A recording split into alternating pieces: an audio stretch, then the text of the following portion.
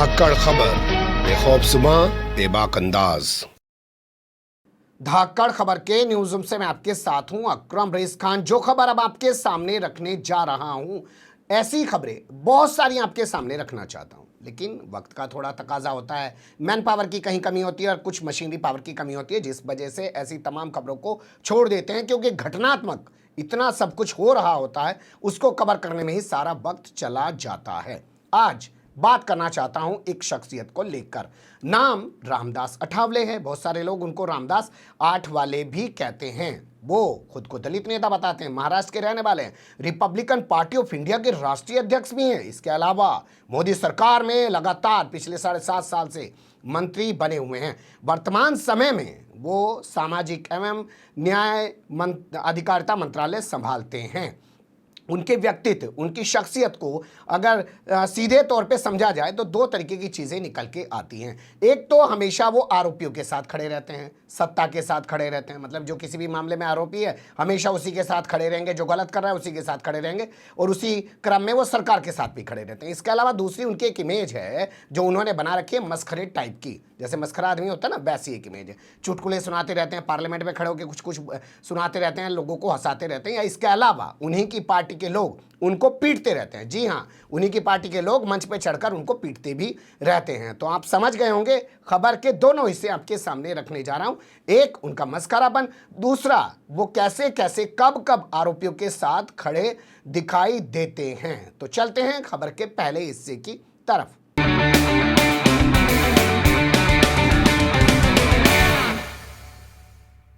खबर के पहले हिस्से में मैं आपके सामने रखना चाहता हूं कि हमेशा आरोपियों के साथ खड़े हुए दिखाई देते हैं। जैसे हाल फिलहाल में आप नजर डालेंगे तो ये खड़े हुए दिखाई दे रहे हैं समीर वानखेड़े के साथ। समीर वानखेड़े के मामले की अभी जांच नहीं हुई है। तमाम जो दस्तावेज नवाब मलिक ने पेश किए हैं वो जांच का विषय है, और पुलिस मुंबई की जो है वो एक 4 सदस्यीय टीम बना के जांच कर रही है। उधर विजिलेंस टीम जो एनसीबी की है वो भी जांच कर रही है, उसकी भी जांच रिपोर्ट नहीं आई। लेकिन फिर भी अब तमाम रिपोर्ट आने से पहले रामदास अठावले ने समीर वानखेड़े को जो है क्लीन चिट दे दी है। उनके पक्ष में धरना प्रदर्शन कर रहे हैं, उनके पक्ष में बयान दे रहे हैं और सीधे धमकी दे रहे हैं नवाब मलिक को कि आपके खिलाफ SC/ST एक्ट के खिलाफ यानी कि एट्रोसिटी का मुकदमा दर्ज करा देंगे। जांच कंप्लीट नहीं हुई है, कुछ कंप्लीट नहीं हुआ है, लेकिन ये इनका चरित्र कोई पहली बार नहीं है, हमेशा हुआ है। अपने घर पर समीर वानखेड़े की पत्नी क्रांति रेडकर को बुला रहे हैं, मीडिया के सामने बैठ के उससे बातें कर रहे हैं, उससे बयान दिलवा रहे हैं। कुल मिला के अगर आप समझेंगे तो ये समीर वानखेड़े के साथ खड़े हुए दिखाई दे रहे हैं।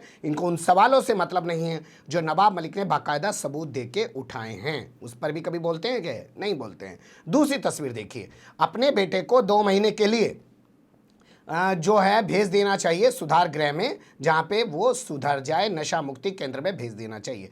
ये सलाह इन्होंने हाल फिलहाल में किसको दी है जानते हैं? शाहरुख खान को। आप जानते हैं शाहरुख खान का बेटा 2 अक्टूबर को क्रूज से गिरफ्तार हुआ, उसके साथ 8 लोग भी गिरफ्तार हुए और अभी फिलहाल वो जमानत पे रिहा हो चुका है। लेकिन उसकी गिरफ्तारी के बाद जब इसमें समीर वानखेड़े की भूमिका पर सवाल उठने लगे, तब इन्होंने शाहरुख खान को सलाह दी। सलाह देने का इतना ही शौक था तो शाहरुख खान को ये सलाह 2 या 3 अक्टूबर को क्यों नहीं दी? तब क्यों दी जबकि समीर वानखेड़े पर सवाल उठने लगे, यानी कि समीर वानखेड़े को डिफेंड करना है, शाहरुख खान पे अटैक करना है। क्योंकि खबर ये उड़ रही थी कि समीर वानखेड़े के जो गुर्गे हैं, जो उसने प्राइवेट आर्मी बना रखी है, KP गोसावी और इसके अलावा सैम डिसूजा और उसके अलावा प्रभाकर सैल, ये तमाम लोग जो हैं शाहरुख खान से डीलिंग कर रहे थे। 25 करोड़ में 18 करोड़ में फाइनल होनी थी, 8 करोड़ रुपए उस पर समीर वानखेड़े के पास आने थे, यानी कि शाहरुख खान की इसमें एक अहम भूमिका उभर के आ रही थी। तो इन्होंने शाहरुख खान पे टारगेट किया। इसके अलावा आगे आप देखेंगे तो कंगना रनावत के घर जाकर मिल रहे थे। आपको याद है ना कंगना रनावत का क्या विवाद चल रहा था, क्या हंगामा चल रहा था, कैसे वो उद्धव ठाकरे को, एक मुख्यमंत्री को किस तरीके की भाषा में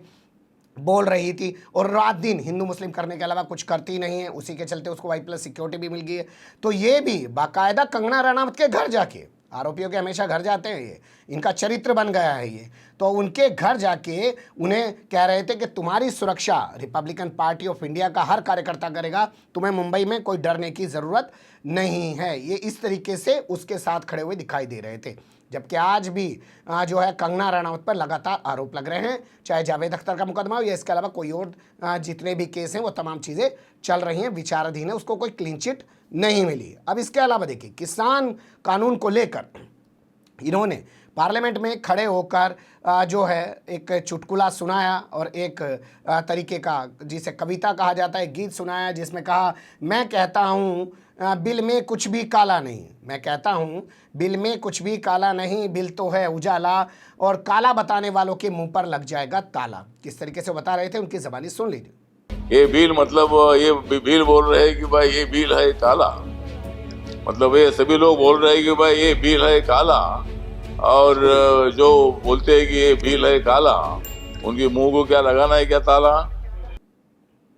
सुन लिया आपने, यानी कि कुल मिला के जो किसान मर रहे थे, 500-700 किसान मर चुके हैं, किसानों के साथ इतनी दुश्वारियां हैं, साल भर से वो धरने पर बैठे हैं। एक स्टेटमेंट रामदास अठावले का उठा के लाइए जो किसानों के समर्थन में हो। दलितों की हत्याएं हो रही हैं, दलितों के साथ कुछ हो रहा है, कभी भी उस मामले में बोलते हुए रामदास अठावले को दिखाइए।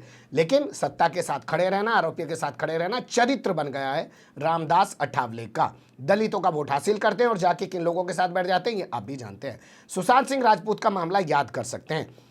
सुशांत सिंह राजपूत के मामले में इन्होंने सुशांत सिंह राजपूत का जो परिवार है हरियाणा में रहता था उस वक्त, उसकी बहन और उसके पिता वगैरह बिहार से हरियाणा ही आए थे, वहाँ जाके मिले, मतलब आरोपियों के घर जाते हैं और जाके कहा कि रिया चक्रवर्ती ने ही सुशांत सिंह राजपूत की हत्या कराई। आज तक सीबीआई साबित नहीं कर पाई कि हत्या हुई है कि आत्महत्या हुई है। इस तमाम चीज़ों में मामला उलझा पड़ा है, लेकिन इन्होंने पहले ही बता दिया। यानी कि कैसे भी आप देखेंगे तो ये पीड़ित के साथ कम और दूसरे पक्ष के साथ ज़्यादा खड़े दिखाई देते हैं, जिसे भाजपा चाहती है वहीं जाके अपना नौटंकी ड्रामा दिखाना शुरू कर देते हैं। इसके अलावा इनकी एक लंबी फहरिस्त और भी है कि मंच पर भी ये पिटते रहे हैं। खबर के अगले हिस्से में आपके सामने रख देता हूँ।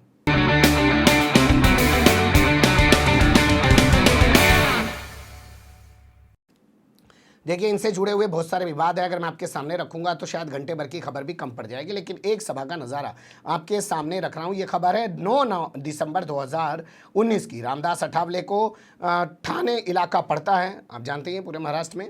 अंबरनाथ वहाँ का एक कस्बा है, वहाँ पे मंच पे थप्पड़ जड़ दिया गया। कैसे वो थप्पड़ जड़ा गया आप देख लीजिए।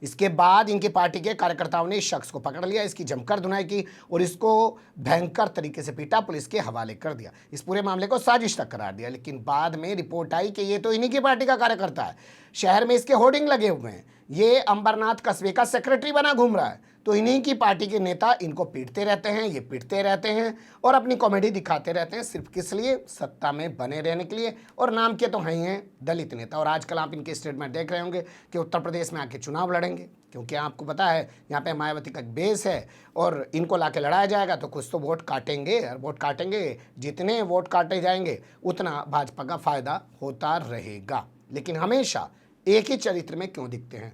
कभी पीड़ित के साथ खड़े होकर भी दिखाएं ना। रामदास अठावले। बने रहेगा धाकड़ खबर के साथ। फिलहाल कमेंट्स के रूप में आप लोग अपनी राय दे सकते हैं, खबर को लाइक कर सकते हैं, चैनल को सब्सक्राइब कर सकते हैं और ज़्यादा से ज़्यादा हमारी खबरों को शेयर कर सकते हैं। फिर ऐसे ही किसी सुलगते हुए या उलझते मुद्दे लेकर मैं आपके सामने हूँगा हाजिर। फिलहाल अभी मुझे दें इजाज़त।